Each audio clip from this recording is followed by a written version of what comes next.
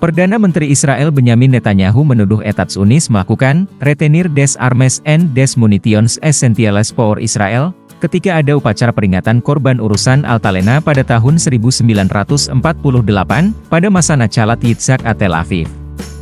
Urusan El Altalena adalah konfrontasi yang penuh kekerasan antara faksi langsung Israel de El Irgun dan El Armée Israel pada tahun 1948, di sepanjang Lakuele El Altalena, sebuah angkatan laut yang memimpin pasukan ke faksi El Irgun.